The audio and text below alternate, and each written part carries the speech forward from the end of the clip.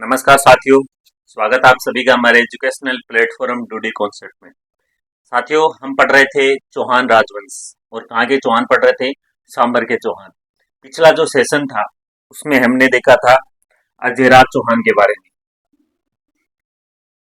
अजय राज चौहान, ये जो अजयराज चौहान है इसने गर्जन मातंगों को हराया था। किन्हें हराया था? गर्जन मातंगों को हराया था, अर्थात जो गजनी से जो आक्रमणकारी थे उनको क्या है, हराया था 1113 में। कब? 1113 में इसने किसकी स्थापना की थी? अजमेर की स्थापना की थी। अजमेर की क्या की थी स्थापना? 1113 में किसने की थी? अजयराज ने की थी। और यहाँ पर क्या है, किले का क्या करवाया था? निर्माण करवाया था। इनकी एक रानी थी जिसका नाम क्या था? सोमलेखा या सोमल देवी। रानी रानी देखी थी, वो कौन थी? सोमलेखा और या फिर सोमल देवी। इनकी जो ये रानी थी सोमलेखा या सोमल देवी, इनके नाम पर इन्होंने चांदी या तांबे के क्या चलाए थे? सिक्के। सॉरी, इनके नाम पर इनके लिए इन्होंने चांदी व तांबे के क्या चलाए थे? सिक्के चलाए थे। और जो पृथ्वीराज विजय है, जब इन्होंने चांदी और तांबे के सिक्के चलाए थे तो पृथ्वीराज विजय के अनुसार अनुसार इसने क्या है, संपूर्ण जो पृथ्वी है उसको किससे ढक दिया था? चांदी के सिक्कों से ढक दिया था। यहाँ पर संपूर्ण पृथ्वी से आज से है जो इनका जो अजयराज का जो साम्राज्य था उसकी बात की गई है। फिर इसने क्या है, जो पार्श्वनाथ जी का मंदिर था, कौन सा मंदिर? पार्श्वनाथ। पार्श्वनाथ मंदिर है।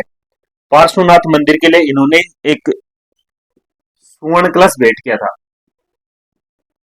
पार्श्वनाथ मंदिर है उसके लिए इन्होंने क्या है, सुवर्ण कलश है वो भेंट किया था। फिर जो श्वेतांबर और जो दिगंबर थे, जैन संप्रदाय के दो भाग हैं, दो संप्रदाय हैं जैन धर्म में, एक श्वेतांबर और एक दिगंबर। श्वेतांबर और दिगंबर थे, उनके मध्य जो शास्त्रार्थ हुआ था उसकी क्या की थी इन्होंने? अध्यक्षता की थी। किसने की थी? अजयराज है, अजयराज ने की थी। फिर अपने जीवन काल के जो अंतिम समय था, अंतिम पड़ाव था, उसमें ये क्या करते हैं, इनका एक बेटा था जिसका नाम क्या था? अर्णोराज। अर्णोराज को क्या है, ये राजा बनाते हैं और राजा बनाने के बाद में स्वयं क्या ले लेते हैं? संन्यास ले लेते हैं। तो इनके अगला जो शासक है वो कौन बनता है फिर? अर्णोराज। अर्णोराज, ये अर्णोराज सन ऑफ अजयराज, अजयराज का बेटा था। इसके पिता है वो क्या है, संन्यास ले लेते हैं और इन्हें क्या बना देते हैं? राजा बना देते हैं। तो इसने क्या है, अर्णोराज ने जो मालवा का एक शासक था, कौन था? नरवर्मन। मालवा का शासक था। मालवा के नरवर्मन को क्या किया था इन्होंने? हराया था। नरवर्मन है उसको हराने वाला कौन था? अर्णोराज था। फिर इसने गुजरात का एक शासक था जिसका नाम क्या था? जयसिंह सिद्धराज। जयसिंह सिद्धराज है उसको हराया। गुजरात का शासक था, नाम क्या था? जयसिंह सिद्धराज। जयसिंह सिद्धराज है उसे हराता है। और जयसिंह सिद्धराज की एक राजकुमारी थी जिसका नाम क्या था? कांचन देवी। कांचन देवी। कांचन देवी से क्या करता है ये? विवाह करता है। कांचन देवी उससे क्या करता है?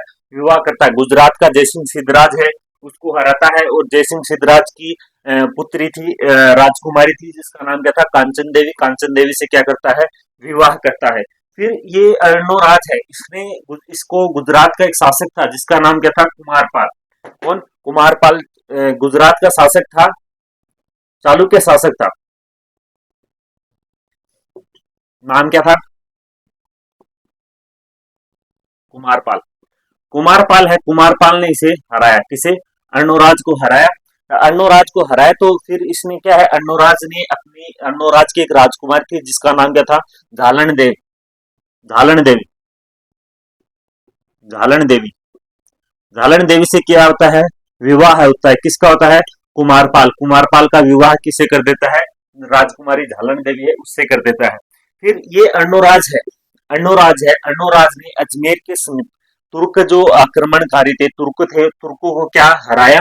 और तुर्कों के जो खून से, जो तुर्क है, तुर्कों के जो खून से जो अजमेर की जो जमीन है वो लहूलुहान हो गई थी, लाल रंग की हो गई थी, उसे धोने के लिए इन्होंने एक झील का निर्माण करवाया। कौन सी झील थी वो? आना सागर। आना सागर झील है। आना सागर झील का निर्माण, झील का निर्माण करवाने थे वो भी कौन थे? ये अर्णोराज ही थे जिन्होंने क्या है आना सागर झील है उसका क्या करवाया था, निर्माण करवाया था।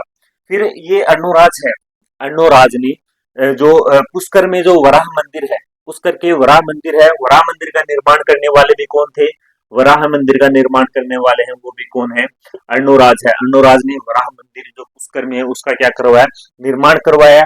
एक जो खत्तर गच संप्रदाय है, खत्तरगत संप्रदाय है, उसे क्या देता है ये, भूमि अनुदान पर देता है। क्या देता है, भूमि अनुदान देता है। ये खत्तरगत संप्रदाय है, ये किससे संबंधित है, जैन धर्म से संबंधित है। फिर यदि हम दरबारी विद्वानों की बात करें तो अर्णोराज है, अर्णोराज के दरबार में जो दरबारी विद्वान थे जिनमें एक था कौन, देवबोध, देवबोध, और दूसरा था वो कौन सा था, धर्मघोष, धर्मघोष। देवबोध और जो धर्मघोष है वो क्या थे, इनके दरबारी विद्वान थे। फिर ये जो अर्णोराज है, अर्णोराज की जो हत्या है, इसकी हत्या, इसकी हत्या कौन करता है, इसका एक बेटा था जिसका नाम क्या था, जगदेव। जगदेव है वो क्या कर देता है, अर्णोराज की हत्या कर देता है और क्या करता है, शासक बनता है। फिर हमने देखा था, एक चार्ट बनाया था जिसमें अजमेर के जो शासक थे उनके बारे में लिखा था। तो अर्णोराज, अर्णोराज की दो रानियां थी, रानियां थी, एक सधवा, सुधवा, और दूसरी कौन सी थी, कांचन देवी। कांचन देवी के एक बेटा था, नाम था सोमेश्वर। सुधवा थे, सुधवा के दो बेटे थे, एक जगदेव और एक विग्रहराज।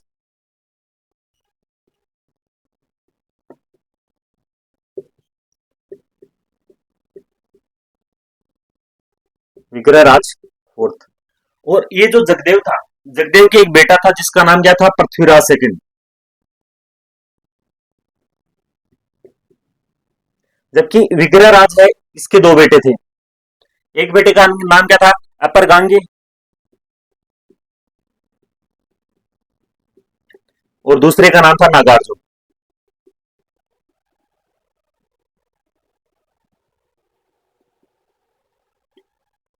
अपर गांगे और नागार्जुन। इधर जो सोमेश्वर था, सोमेश्वर के बेटे थे, एक था पृथ्वीराज थर्ड,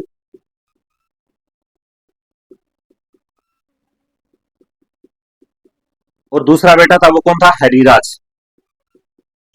और पृथ्वीराज थर्ड के एक बेटा था जिसका नाम क्या था, गोविंदराज। इनके शासक बनने का क्रम, जगदेव बनता है, जगदेव के बाद में विग्रहराज बनता है, जो विग्रहराज है, विग्रहराज के बाद में कौन बनता है, अपरगांगी, अपरगांगी के बाद पृथ्वीराज सेकंड, पृथ्वीराज सेकंड के बाद सोमेश्वर, सोमेश्वर के बाद पृथ्वीराज थर्ड और गोविंदराज। इस क्रम में क्या है, हम इनको पढ़ेंगे। फिर अगला जो शासक है वो कौन बनता है, विग्रहराज थर्ड, विग्रहराज चतुर्थ।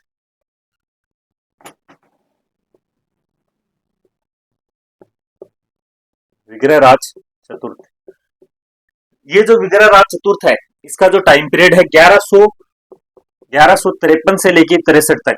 इसका जो टाइम पीरियड था वो अजमेर के जो दशरथ शर्मा क्या कहता है कि इसका जो शासन काल था वो अजमेर के चौहानों का क्या था, स्वर्ण काल था। क्या था, गोल्डन पीरियड था अजमेर के चौहानों वंश का।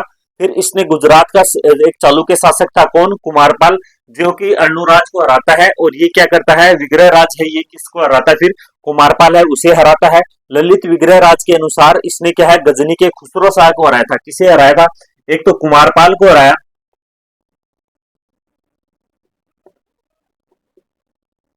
कुमारपाल को हराया,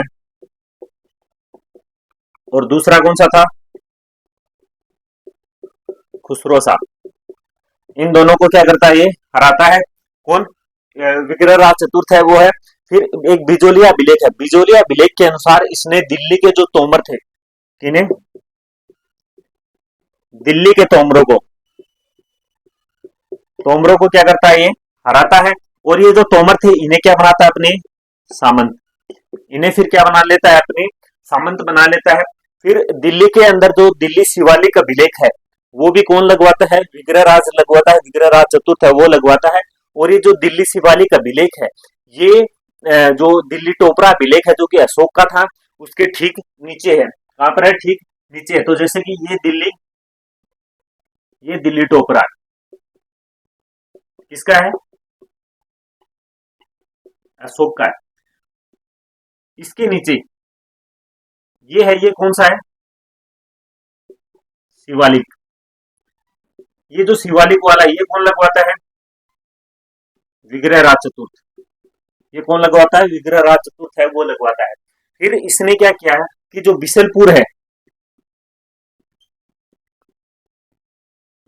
बिशनपुर की क्या की स्थापना?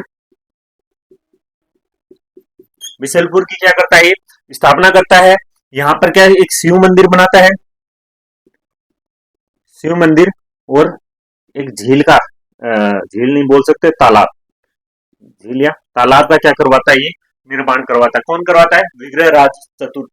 फिर एक जो धर्मघोष सूरी है, कौन? धर्मघोष सूरी। धर्मघोष सूरी। धर्मघोष सूरी के कहने पर ये कब 11 के दिन है वो क्या करता है? जीव हत्या है वो क्या जो जीव हत्या है उस पर क्या लगा देता है? रोक लगा देता है। फिर जो हरकेली नाटक है उसकी क्या करवाता है? इसने क्या हरकेली नाटक लिखा था। ये जो हरकेली नाटक है, ये भारवी का जो किरातार्जुनीयम है उस पर क्या है? आधारित है।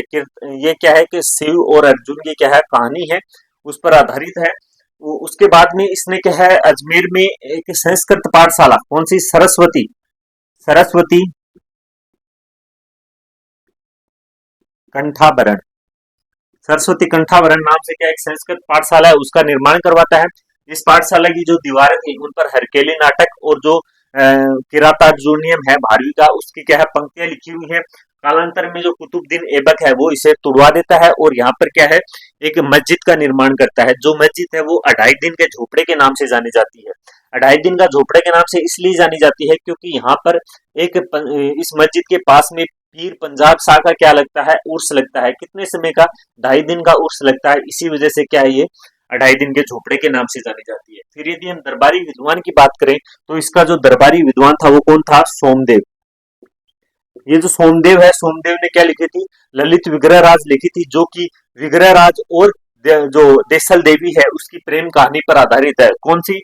सोमदेव की पुस्तक द्वारा लिखी गई पुस्तक जो ललित विग्रह राज है वो विग्रह राज चतुर्थ और देसल देवी है उसकी प्रेम कहानी पर आधारित है। फिर यदि हम इसकी उपाधियों की बात करें तो उपाधियों में हमने देखा था एक विशल देव और दूसरी क्या लिखी थी? देखी थी कवि बांधव। ये जो कवि बांधव जो उपाधि है, सॉरी कवि बंधु जो उपाधि है, ये इसकी जानकारी किसमें मिलती है? पृथ्वीराज विजय के अनुसार है इसकी उपाधि क्या थी? कवि बांधव थी। फिर उसके बाद में अगला जो शासक है वो इसका जो बेटा था, कौन? अपर गांगी। अपर गांगी है वो शासक बनता है। तो जिस प्रकार जगदेव को किसने हटाया था? जगदेव को विग्रहराज चतुर्थ ने हटाया था। उसी प्रकार अपर गांगी है, अपर गांगी को क्या है? इसका बेटा पृथ्वीराज सेकंड है वो क्या करता है? हटा देता है और फिर क्या शासक अपर गांगी के स्थान पर कौन बनता है? पृथ्वीराज सेकंड बनता है।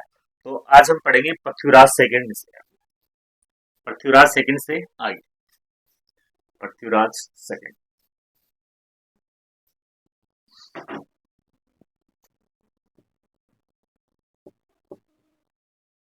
पृथ्वीराज सेकंड। ये जो पृथ्वीराज सेकंड है ये क्या करता है? अपर गंगे है उसको हटाता है और क्या बन जाता है? शासक बन जाता है। 1167 का 67 का जो हास्य अभिलेख है इसके अनुसार इसने हास्य में क्या है? महलों का क्या करवाया? निर्माण करवाया। कहां पर? 1167 का हास्य अभिलेख है वो क्या कहता है कि इसने हास्य में क्या है? महलों का निर्माण करवाया। फिर वहां पर क्या है? यहाँ पर जो महल है, हास्य के जो महल है वहां पर गुहिल किल्हण नाम से इनका क्या था? एक मामा था, उन्हें क्या करता है? नियुक्त करता है। तो 1167 के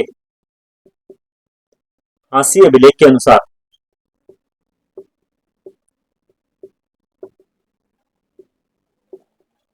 हांसी अभिलेख के अनुसार इसने हांसी में महलों का निर्माण कराया, महलों का निर्माण करवाया। यहाँ पर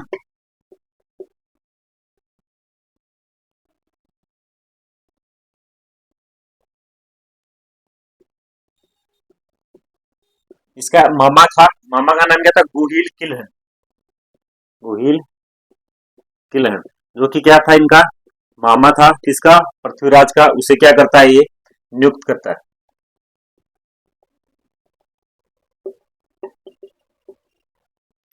ये बात कौन बताता है, 1167 का जो हास्य विलेख है वो बताता है। फिर 1168 में रूठी रानी मंदिर, रूठी रानी मंदिर का एक धोड़ विलेख है। कौन सा धोड़ विलेख है, जो कि कहां पर लगा हुआ है, रूठी रानी जो मंदिर है उसका विलेख है। उसके अनुसार इसने क्या है, अपना जो राज्य है वो बाहुबल से जीता था, बाहुबल से क्या है, प्राप्त किया था। और ये जो विलेख है, इस विलेख के अनुसार ये जो रानी थी, कौन सी, रूठी रानी थी, इसका नाम क्या था, सुहाव देवी, सुहाव देवी था। तो 1168 का, 1168 ईस्वी में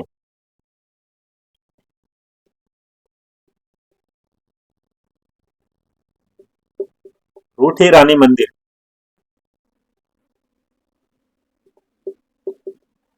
रूठी रानी मंदिर है, उसमें एक जो अभिलेख था जिसका नाम क्या था, धोड़ अभिलेख, धोड़ अभिलेख के अनुसार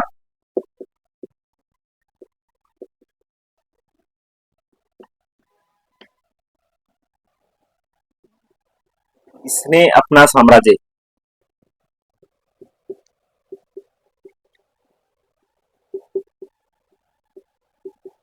बाहुबल से, बाहुबल से प्राप्त किया था। ये जो रूठी रानी थी इसका नाम क्या था, सुहाव देवी। ये रूठी रानी है, इसका नाम क्या था,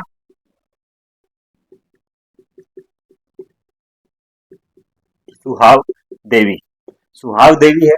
तो 1168 का जो रूठी रानी मंदिर का जो दोहड़ अभिलेख है, दोहड़ अभिलेख है, वो क्या बताता है कि जो पृथ्वीराज सेकंड है, इन्होंने अपना जो साम्राज्य है वो बाहुबल से क्या किया था, प्राप्त किया था। फिर मेनाल, मेनाल में सुहेश्वर मंदिर है, सुहेश्वर मंदिर है, उसका भी निर्माण है वो किसने करवाया था, इसी पृथ्वीराज ने करवाया था। तो क्या, मेनाल का, मेनाल में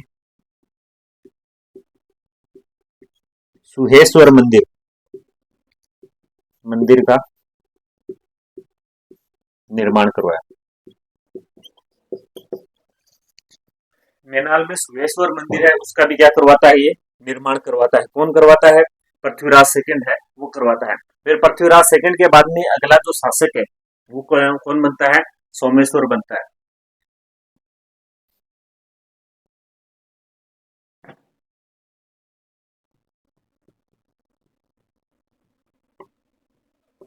जब पृथ्वीराज सेकंड है उसकी क्या हो जाती है, मृत्यु हो जाती है।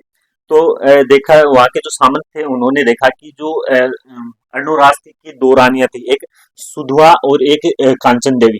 तो जो सुधवा थी, सुधवा के बेटे जगदेव भी शासक बन गया था, विग्रहराज चतुर्थ भी शासक बन गया था, अपरगांगी भी बन गया था, और पृथ्वीराज सेकंड है वो भी क्या है, शासक बन गया था।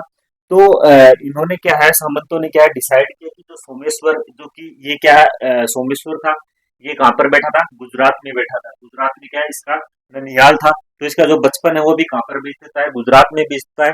तो ये क्या करते हैं कि यह सामंत है वो जाकर क्या है, इससे रिक्वेस्ट करते हैं कि भाई आप भी चौहान हो और यहाँ आओ, अजमेर में आओ, उस शासन की जो बागडोर है वो संभालो। तो सोमेश्वर है फिर अजमेर आता है और वहां पर क्या है, शासन का क्या करता है, संचालन करता है। तो इसका जो बचपन है, बचपन कहाँ पर बीतता है, गुजरात में, गुजरात जो कि इसका क्या था, ननिहाल, ननिहाल में बीता। क्योंकि जो पृथ्वीराज सेकंड है उसने क्या, सॉरी, जो जगदेव है, जगदेव ने क्या कर दी थी, अपने पिता अर्णोराज की हत्या कर दी थी। तो ये जो कांचन देवी थी ये कहाँ चली जाती है, फिर अपने पीहर चली जाती है, और फिर क्या वहीं पर क्या होता है, इसका पालन पोषण होता है। फिर जो कुमारपाल चालुक्य है, ये जो सोमेश्वर था गुजरात में रह रहा था। तो जो कुमारपाल चालुक्य है, कुमारपाल चालुक्य का एक शत्रु था, किसका शत्रु था, जो कि कहाँ का था, कोकण का, कोकण के राजा मल्लिकार्जुन, कौन, कोलिका, जो, सॉरी, हाँ, जो इसने कुमारपाल जब ननियाल रह रहा था तो ननियाल में कुमारपाल जो चालुक्य था उसका एक शत्रु था, शत्रु था, कहाँ का, कोकण के राजा थे, राजा का नाम क्या था, मल्लिकार्जुन, मल्लिकार्जुन को क्या ये हराता है सोमेश्वर। तो इसने कुमारपाल, चालुक्य के शत्रु, कोंकण के राजा,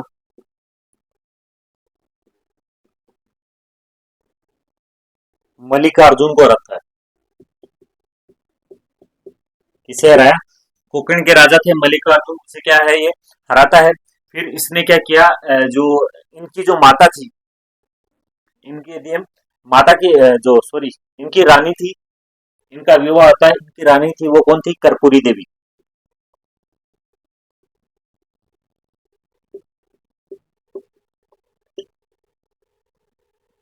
इनकी रानी है, रानी का नाम क्या था? कर्पूरी देवी था।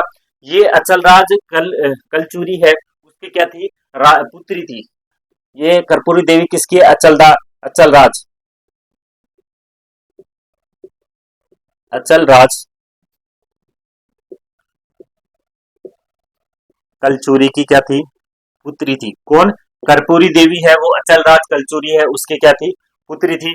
ये जो सोमेश्वर है, सोमेश्वर ने क्या है अपने पिता और अपनी क्या है अपने पिता और खुद की क्या है अजमेर में क्या लगवाता है? मूर्तियां लगवाता है। इसने अपने पिता तथा स्वयं की अजमेर में मूर्तियां लगाता है।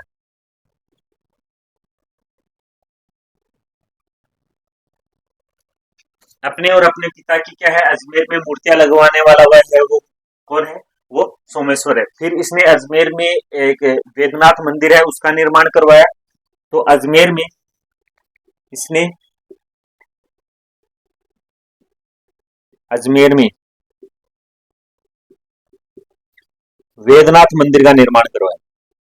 वेदनाथ मंदिर का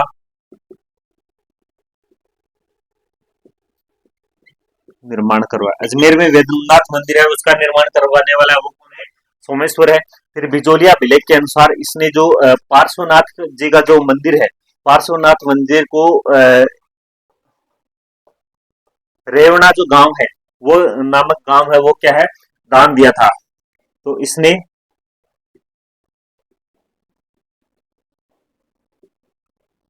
पार्श्वनाथ मंदिर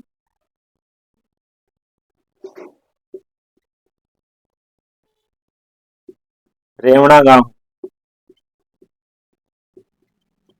दान में दिया था। किसने? सोमेश्वर चौहान है उसने दिया था।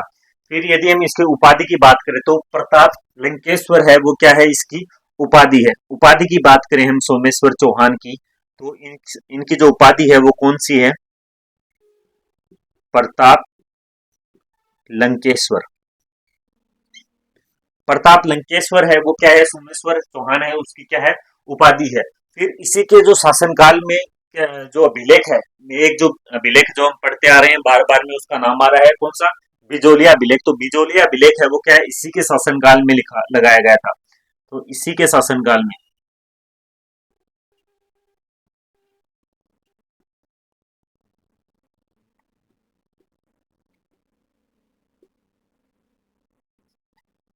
बिजोलिया अभिलेख लगाया गया था।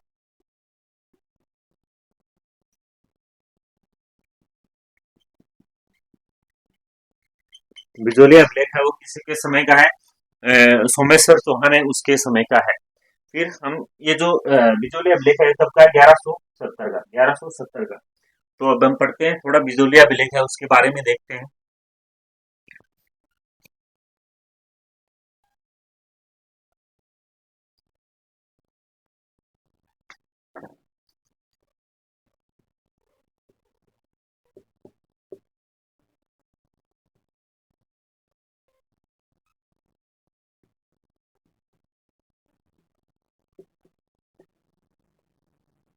बिजोलिया अभिलेख 1170 कब का? ये 1170 का बिजोलिया अभिलेख। ये जो दिगंबर जैन था जिसका नाम क्या था? लोलाक, लोलाक ने जो ये अभिलेख है, ये पार्श्वनाथ जो मंदिर है वहां पर क्या है लगवाया था। तो इस मंदिर जो अभिलेख है, बिजोलिया अभिलेख है, इसको लगाने वाला कौन था? दिगंबर जैन था, जिसका नाम क्या था? लोलाक। तो दिगंबर जैन, दिगंबर जैन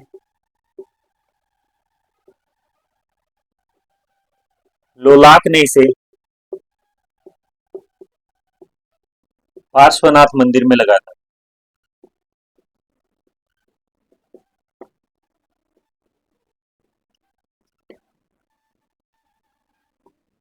कहां पर लगवाया था? पार्श्वनाथ मंदिर है वहां पर लगवाया था। किसने लगवाया था? दिगंबर जैन था, जिसका नाम क्या था? लोलाक। लोलाक ने क्या है ये लगवाया था। फिर इसके जो रचयिता थे, रचयिता है वो कौन है? गुणभद्र।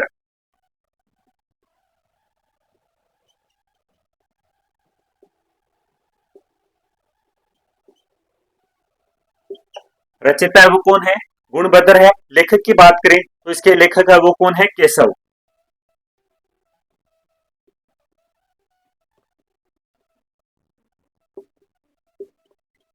लेखक है वो कौन है? केशव है। यदि हम उत्कीर्णकर्ता की बात करें, जो इसका उत्कीर्णक है, उत्कीर्णक है वो कौन है? उत्कीर्णक यदि हम बात करें तो इसका उत्कीर्णक है वो है गोविंद। गोविंद है वो कौन? वो क्या है? इसके उत्कीर्णक है। तो इसकी जो स्थापना है वो किसने की थी? लोलाक ने की थी। किसने की थी? लोलाक ने की थी। रचयिता की बात करें तो गुणभद्र है। लेखक की बात करें तो केशव। और जो उत्कीर्णक है वो कौन है? गोविंद है। फिर ये जो अभिलेख है, कौन सा?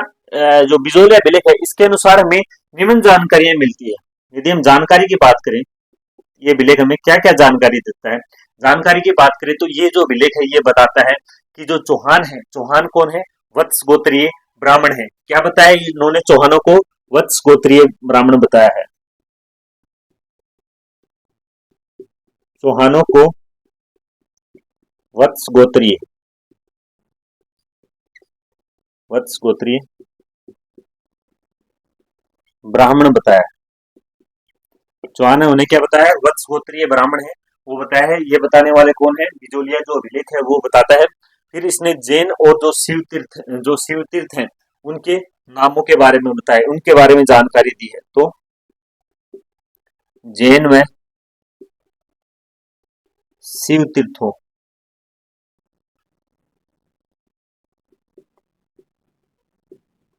तीर्थों के नाम, जैन और जो शिव तीर्थ है उनके बारे में बताया है।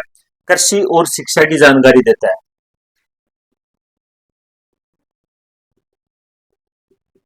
कृषि एवं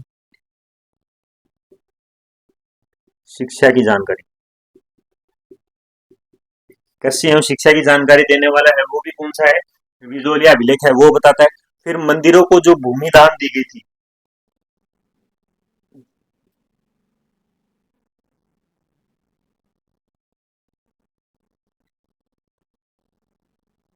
मंदिरों को दी गई भूमि अनुदान,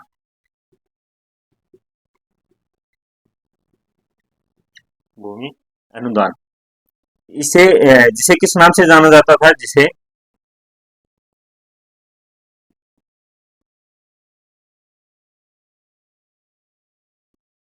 ढोलन के नाम से जाना, डोहली के नाम से जाना जाता था। इसे डोली कहा जाता है।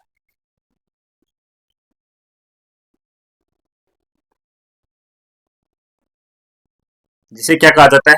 डोली कहा जाता है। तो जो मंदिरों को जो भूमि अनुदान है उसकी भी जानकारी कौन देता है? बिजोलिया शिलालेख है वो देता है। फिर जो शहर है, उनके जो नगर है, नगरों के जो प्राचीन नाम है उनके बारे में भी क्या है? बिजोलिया शिलालेख है उसमें क्या है देखने को मिलता है।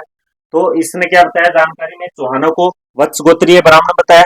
जैन और शैव तीर्थ तीर्थ है उनके नाम, कृषि और शिक्षा की जानकारी, और जो भूमि अनुदान अनुदान है जिसे क्या कहते हैं? डोली कहते हैं, उसके बारे में बताया था।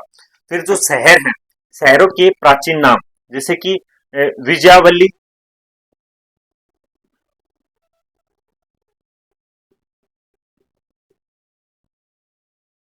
ये प्राचीन नाम है। प्राचीन नाम में पहला कौन सा है? विजयावल्ली,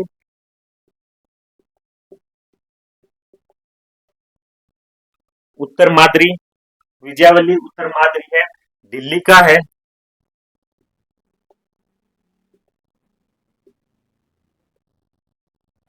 दिल्ली का है शाकंभरी है।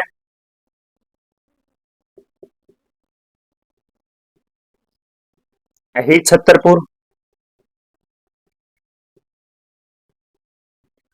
शाकंभरी, अहिर छतरपुर है। अहिर जाबालीपुर,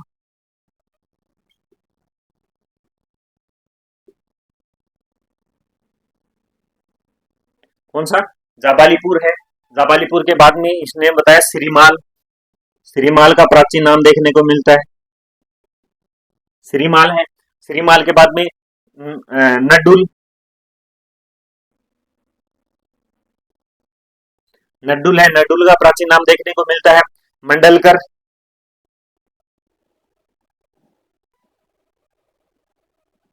मंडलकर का प्राचीन नाम देखने को मिलता है। और एक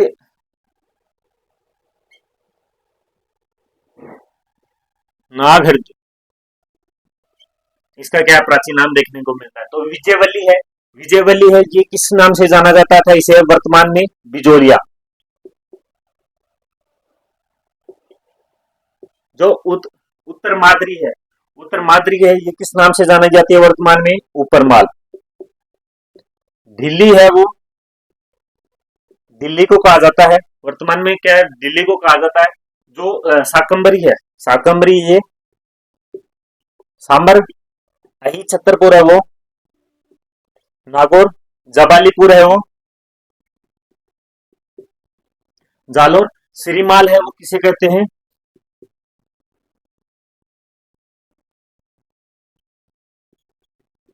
भीनमाल। भीनमाल को किस नाम से? श्रीमाल से। नडुल है, नडुल को किस नाम से? नाडोल। नाडोल, नडुल को नाडोल। मंडलकर है, मंडलकर का नाम क्या था वर्तमान में? मांडलगढ़,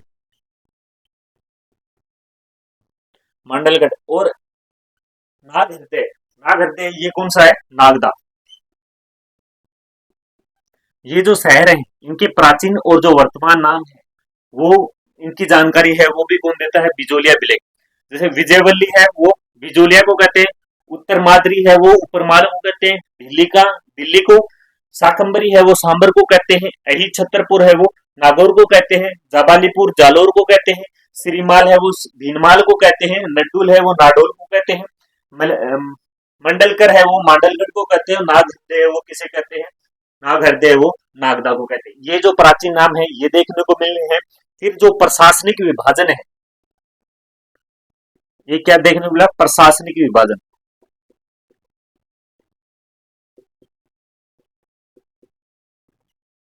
प्रशासनिक विभाजन है वो भी क्या है? देखने को मिला। तो प्रशासनिक विभाजन की बात करें तो वो कैसे मिला था? देश, देश के बाद में जो, एक सेकंड,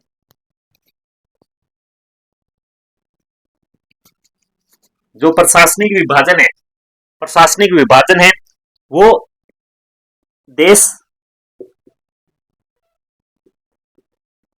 पतन, देश, देश देश से पतन, पतन से पूर्व, पूर्व से पल्ली, पूर्व से पल्ली, और पल्ली के बाद में कौन आता है? ग्राम। प्रशासन व्यवस्था है वो कैसी थी? पहले गांव, गांव से बना पल्ली, पल्ली से पूर्व, पूर्व से पतन, और पतन से क्या बना? देश। पतन से क्या बना? देश। उसी तरीके से जैसे कि भारत, भारत के बाद में भारत के जो राज्य जैसे कि राजस्थान, इस तरीके से मतलब जो है ऐसे छोटे छोटे टुकड़ों में। फिर राजस्थान है, राजस्थान के बाद में राजस्थान का एक शहर आ गया। इस तरीके से जो वर्तमान में जो व्यवस्था है उसी तरीके से पहले क्या है? देश, देश के बाद में पतन, पतन के बाद में पूर्व, पूर्व के बाद पल्ली, पल्ली के बाद ग्राम। ये जो ग्राम है, ग्राम है, ग्राम का मुखिया है वो क्या कहलाता था? महत्तर। महत्तर, महत्तर कौन होता था? मुखिया, जो कि कहाँ का था? ग्राम का मुखिया था। और जो प्रतिगण है, प्रतिगण, प्रतिगण है, प्रतिगण के जो मुखिया थे उसे क्या कहते थे? पारिग्रह ग्राही, पारिग्राही। पारिग्राही है वो कौन है? वो प्रतिगण है, प्रतिगण के जो मुखिया है उन्हें क्या कहते हैं? पारिग्राही कहते हैं। तो बिजोलिया शिलालेख है वो क्या बताता है, जो कुछ शहर है जिनके प्राचीन नाम है, जिन्हें वर्तमान में किस नाम से जाना जाता है, उनके बारे में जानकारी देता है। तो कौन सा था, विजयवल्ली है वो बिजोलिया, उत्तरमाद्री है वो उपरमाल को, ढिल्ली दिल्ली को, शाकंभरी है वो सांबर को, अहिल छतरपुर वो नागौर को, जावालीपुर जालोर को, श्रीमाल भीनमाल को, नड्डुल है वो नाडोल को, मंडलकर है वो मांडलगढ़ को, और नाग हृदय है वो नागदा को। फिर प्रशासनिक विभाजन की बात करें तो सबसे छोटी इकाई थी वो ग्राम, ग्राम से पल्ली, पल्ली से पुर, पुर से पतन, पतन से फिर क्या बनता है, देश बनता है। ग्राम का जो मुखिया था उसे किस नाम से जाना जाता था, महत्तर के नाम से, और प्रतिगण, प्रतिगण है उसका जो मुखिया था वो कौन था, पारिग्राही था। प्रतिगण का मुखिया वो कौन था, पारिग्राही था। इसके बाद अगला जो शासक है, सोमेश्वर का बेटा था, उसका नाम क्या था, पृथ्वीराज, पृथ्वीराज थर्ड। तो अगला जो शासक बनता है वो कौन बनता है, पृथ्वीराज थर्ड, पृथ्वीराज थर्ड। यदि हम इसके टाइम पीरियड की बात करें तो ये 1177 से लेके 1192, 1177 से लेके 1192 तक का जो टाइम पीरियड है वो किसका था, पृथ्वीराज सेकंड का था। फिर ये इसके जो पिता हैं, पिता की यदि हम बात करें तो पिता थे वो कौन थे, सोमेश्वर,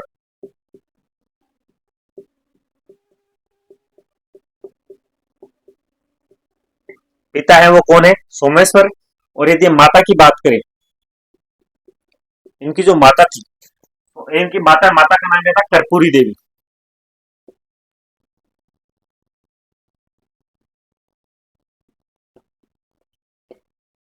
माता है, माता का नाम क्या है, कर्पूरी देवी है। पिता सोमेश्वर, माता है उसका नाम कर्पूरी देवी है। ये 11 वर्ष की अवस्था में जब ये राजा बने थे, तो 11 वर्ष की आयु में इनकी उम्र क्या थी, मात्र 11 वर्ष थी। तो ये 11 वर्ष की आयु में राजा बन जाते हैं। स्वाभाविक है कि छोटी उम्र में राजा बनेगा तो क्या है, इसका एक संरक्षक भी होगा। तो इसकी जो माँ थी कौन, कर्पूरी देवी, कर्पूरी देवी अपने मंत्रियों के सहयोग से, मंत्रियों के सहयोग से शासन का क्या कर रही थी, शासन को क्या कर रही थी, संभाल रही थी। किसके सहयोग से, मंत्रियों के सहयोग से शासन को क्या कर रही थी, संचालन कर रही थी या संभाल रही थी। कर्पूरी देवी है, जब ये अलपवे थे तो इनकी संरक्षिका बनती है। और ये क्या है, अपने जो मंत्री थे, मंत्रियों के सहयोग से क्या करती है, अपना जो शासन काल है, जो सॉरी जो साम्राज्य है उसका क्या करती है, संचालन करती है। फिर यदि हम इनके मंत्रियों की बात करें तो एक था जो मंत्री है, मंत्री में एक मंत्री था केमास,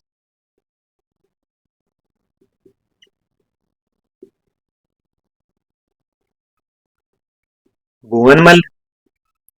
ये जो केमास और जो भुवनमल है, ये क्या है, महत्वपूर्ण मंत्री हैं। स्कंद, इनके बारे में जो केमास और भुवन है, इनके बारे में क्या कई बार पूछ लेते हैं।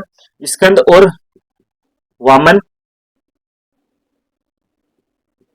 सोड, ये क्या है, इनके मंत्री थे। केमास है, भुवनमल है, स्कंद है, वामन और एक सोड। ये जो मंत्री हैं ये दोनों, इनके बारे में कई बार क्या है एग्जाम में पूछ लेते हैं। एग्जाम में क्या है, इनके लिए पूछ लेते हैं, एग्जाम की दृष्टि से क्या है, महत्वपूर्ण है।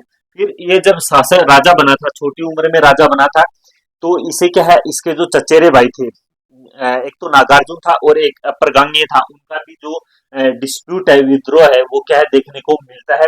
तो इसने क्या है, राजा बनने के बाद में अपने जो चचेरे भाई थे, जिसका नाम क्या था, नागार्जुन और अप्रगांगे है, अप्रगांगे का जो विद्रोह था, डिस्प्यूट था, उसे क्या करता है, ये दबाता है। ये जो नागार्जुन था, इसने क्या है, अपना जो केंद्र है वो कहाँ बना रखा था, गुरुग्राम में बना रखा था।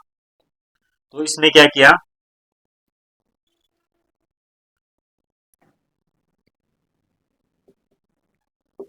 ये जो ये क्या, इसके क्या थे, चचेरे भाई थे, तो इसने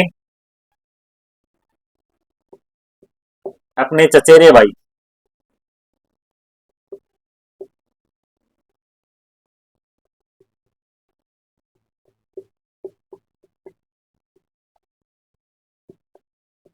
नागार्जुन तथा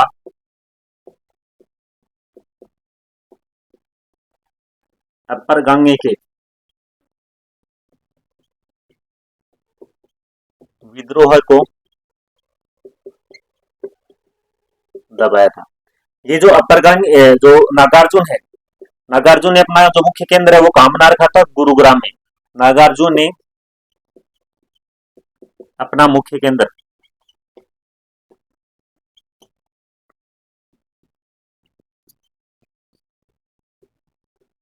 गुरुग्राम को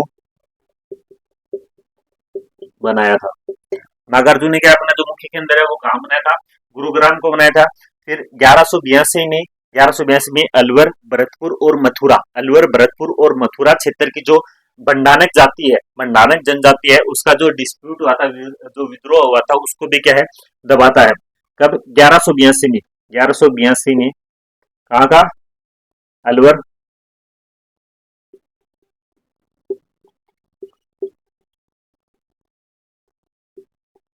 भरतपुर तथा मथुरा,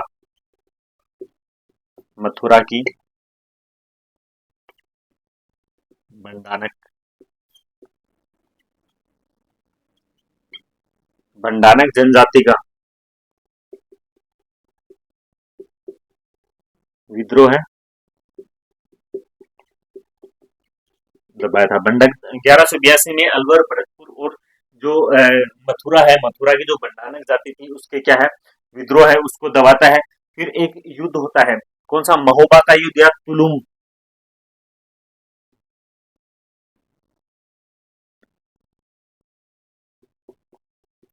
महोबा तुलुम का युद्ध। ये जो महोबा या तुलुम का युद्ध है, ये कब होता है, 1182 में, 1182 में। किस किस के मध्य, पृथ्वीराज थर्ड और परमर्दी देव जो चंदेल है महोबा के, उसके मध्य, किस किस के मध्य होता है, पृथ्वीराज थर्ड वर्सेज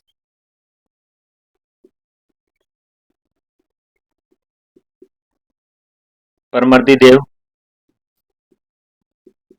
चंदेल, जो कि कहाँ के थे, महोबा के थे। महोबा के जो परमर्दी देव चंदेल है, उनके मध्य होता है, कौन सा युद्ध होता है, 1182 में महोबा या तुलुम का युद्ध होता है। यदि हम इसके कारण की बात करें, तो एक बात क्या है, पृथ्वीराज चौहान है, उसकी जो सेना थी वो क्या है, महोबा से क्या है, गुजर रही थी। तो इसके जो घायल सैनिक थे, कुछ सेना है वो आगे निकल गई, और जो घायल सैनिक थे वो क्या पीछे पीछे आ रहे थे। तो ये क्या करता है, जो परमर्दी देव है, परमर्दी देव है वो क्या करता है, इसके जो घायल सैनिक है उन पर आक्रमण करता है और उन्हें क्या है, मार देता है। इससे क्या है, नाराज होकर पृथ्वीराज चौहान है वो क्या कर देता है, इस पर आक्रमण कर देता है। तो युद्ध का जो कारण कारण की यदि हम बात करें, तो परमर्दी देव ने, देव ने पृथ्वीराज के घायल सैनिकों हत्या कर दी। पृथ्वीराज के जो घायल सैनिक थे उनकी यह क्या कर देता है, ये हत्या कर देता है। और ये जो युद्ध है, युद्ध में कौन जीतता है, पृथ्वीराज चौहान है, उसकी क्या होती है, युद्ध में जीत होती है। जीत होने के बाद में ये जो इसने क्या है, प्रज्वल राय है, प्रज्वल राय को क्या बना देता है, महोबा का प्रशासक बना देता है। विन के बाद, जीत के बाद इसने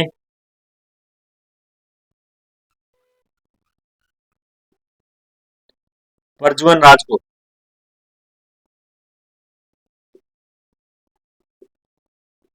महोबा का प्रशासक नियुक्त किया।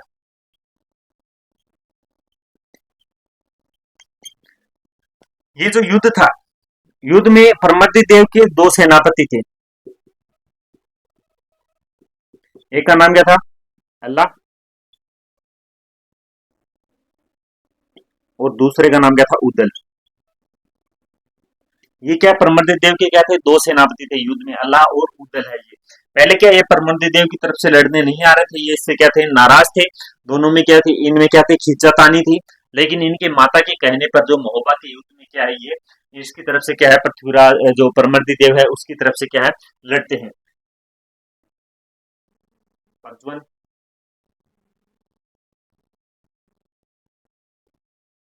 ये इसका नाम क्या है?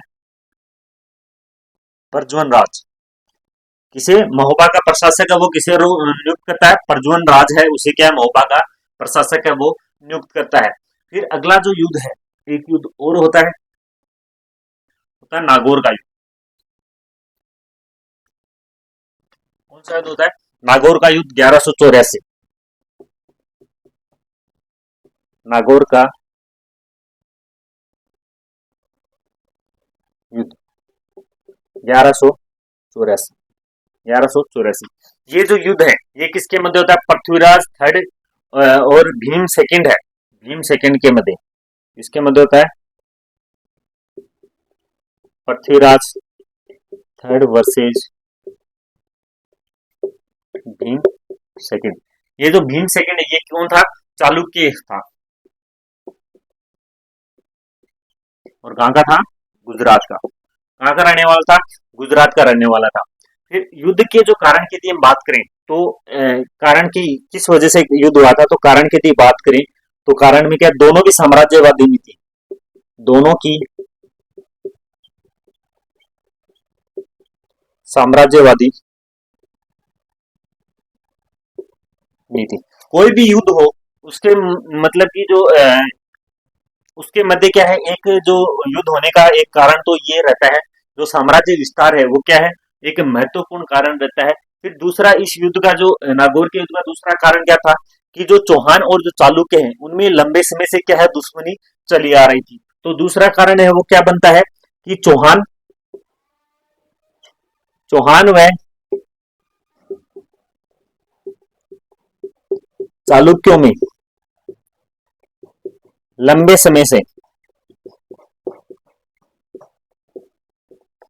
दुश्मनी चली आ रही थी।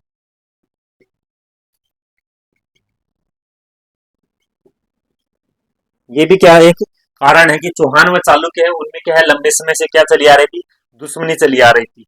फिर दोनों ही क्या है, एक आबू की एक राजकुमारी थी जिसका नाम क्या था, इच्छनी देवी। क्या था? इच्छनी देवी। इच्छनी देवी से क्या है, विवाह करना चाह रहे थे, लेकिन इच्छनी देवी है उसका विवाह किसके साथ होता है? पृथ्वीराज के साथ होता है। तो ये जो दोनों ही है, कौन? भीम सिंह और ये जो भीम सेकंड और पृथ्वीराज है, ये दोनों ही कहाँ की राजकुमारी थी? ये आबू की राजकुमारी थी। दोनों ही आबू की परमार राजकुमारी। नाम क्या है? इच्छनी देवी। देवी से विवाह करना चाह रहे थे, विवाह करना चाह रहे थे। बट क्या होता है, जो ये जो विवाह है वो पृथ्वीराज के साथ होता है।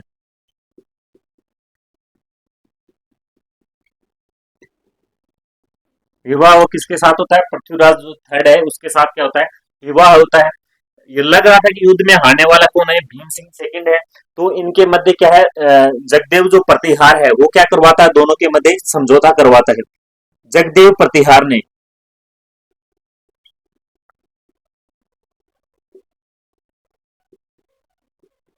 दोनों के मध्य